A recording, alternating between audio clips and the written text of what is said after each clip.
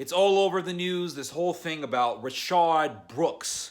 And Rayshard Brooks is a victim and he was murdered by the police. Another story of an innocent black man being hunted down by the police. Well, let me just tell you something. This entire story is BS. And it is being pushed by the media. It's being pushed by the media to promote this entire racially tense atmosphere that has been going on for a very long time in this country, and they just want to amplify it and put more gasoline into the fire. They want to fuel the fire of racial hatred. That's what this whole thing is about. And you look at this story, and I'm telling you right now, this cop, this police officer is innocent. This police officer is not a murderer. I watched the video a couple of times. And you can see, it's very obvious, clear as day. This guy, Rayshard Brooks, was drunk. He fell asleep in his car, and his car was blocking the drive-through for the Wendy's. So the cops come, they give him an alcohol test, and he fails it. He fails the test. So they say, hey, you're in a car, you're drunk, you're blocking the drive-through, and so now we have to take you into police custody. He resists. You can see the video. 2 officers are trying to arrest this guy, and he's resisting. He is strong enough to overpower both cops. One of the officers tries to pull out a taser gun, and Rayshard Brooks manages to grab the taser. He manages to grab the taser. And then as he is running away from the police, he turns around and he tries to fire the taser. Now people say, he was innocent. They was just trying to hunt down an innocent black man who just wanted to enjoy a Wendy's. If you get hit by a taser, you can fall right to the ground in pain. And that officer is completely open to being killed, to being maimed. He is extremely vulnerable. If that taser would have hit that officer, he would have been in a very, very dangerous position. And so the officer fired a shot, or multiple shots, and killed Rayshard Brooks. And I can tell you right now, it's insane. It's insane how people are automatically pointing to racism. They're automatically attributing the whole thing to racism. And they burn down the Wendy's. The Wendy's is on fire. They burn down the Wendy's. Like the Wendy's all of a sudden is responsible for this guy dying. It's not like, hey, this guy got shot. Let's see what the court says. Let's see, all the evidence unfold. Let's see all the information unfold and let the entire story reveal itself, right? Let the proper channels determine what occurred in this story. Oh, no. People don't want to think with civility. They don't want to think in a civilized manner. They don't want to think that way. They just want to burn stuff because, ultimately, it's fun for them. These people are sadists. And it's like, this guy was shot and killed. He was fatally shot in front of a Wendy's, next to a Wendy's. All of a sudden, the Wendy's is responsible. We got to burn the Wendy's down. This is how people are thinking nowadays. I've noticed this mentality growing and growing in this horrendous political atmosphere that we have in this country. This atmosphere of just automatically wanting to destroy people for something that they have said, for something that they have done, just automatically wanting to destroy people, even if they're completely innocent. You have this mob mentality that wants to destroy people. It's like, whoa, this guy was shot next to a Wendy's. Oh, let's burn the Wendy's down. All of a sudden, the Wendy's is responsible. Do you know what we are becoming? Do you know what this country is becoming? We are becoming 18th century France. That's what we are becoming. 18th century France, the French Revolution. Oh, you said something nice about the king. You're a tyrant, a despot. You're an evil person. You're the worst person ever. You need to die. This is how people think nowadays. It's like, oh, you said something nice about the state of Israel, 10 years ago. Oh, that means you support war crimes because Netanyahu's a war criminal now.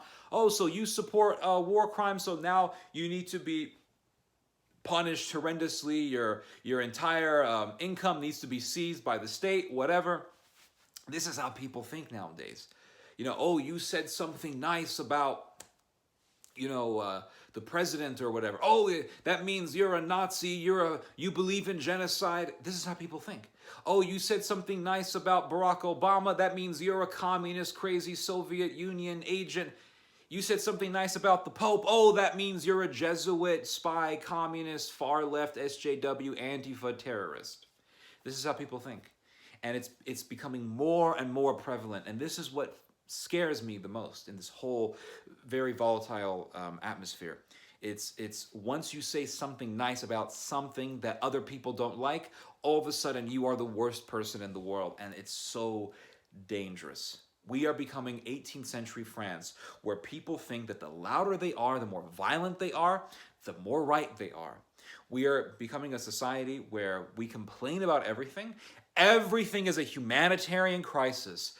People that we don't like, oh, they're genocidal maniacs. Oh, they're Nazis. Oh, they're communists. We are turning too quickly into this way of thinking where we shift violently against anything we don't like. And it's very, very scary. But anyway, I can tell you right now, this whole Rayshard Brooks situation, it's going to turn out this cop is not a murderer.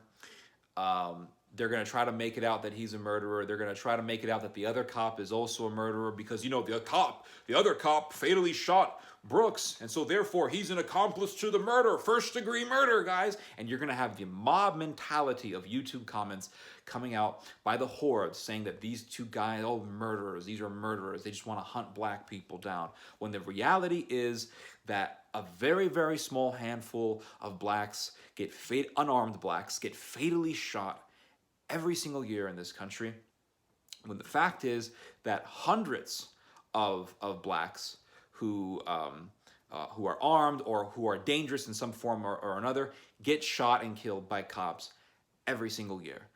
And they take a handful of these stories and they just emphasize the hell out of them to push this obsession with racial tension.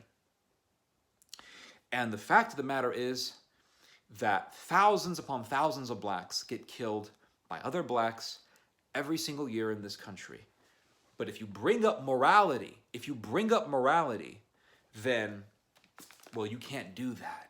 You must be one of those religious kooks. You must be a fascist. You must be a Catholic Christian racist. You must be a Christian who hates black people, people of color. Christianity is a racist religion. You can't bring up morality. Everything is an economics issue. Everything is about money, because we have become a Darwinistic society. We have become this Darwinistic society that says, well, everything can be fixed with money. The reason why people commit crimes is because they don't have enough money. And if they were just simply financially satisfied, they wouldn't commit crime. And this way of thinking stems from a Darwinistic way of thinking, which is 100% biological determinism, in which there is no free will. Therefore, there is no moral volition. And everything can be fixed just by simply appealing to the senses and appealing to physical and material desires. And so if we could just give these people stuff, if we could just throw more money, then we could just fix this problem. But the issue of the soul, the issue of the mind, the issue of the heart, the issue of the flesh, well, that means nothing. And until we realize that ultimately it's an issue of the soul, then we're not going to fix anything.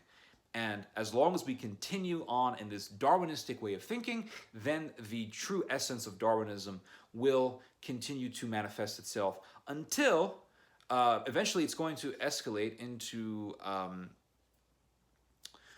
really more and more people hating blacks, and more people feeling that racism is justified. Because they're going to see all this violence and they're going to say, well, racism is justified. This is the problem. Or they're going to say, well, look, there's this huge communist threat out here. Maybe fascism is correct. Maybe Nazism is correct. And that strategy of tension will implode into an ideological war. And I'm not just applying this to the United States. I'm applying this really to the Western world in general. It's very, very scary. But anyway, those are my thoughts. You guys just heard some theology. God bless.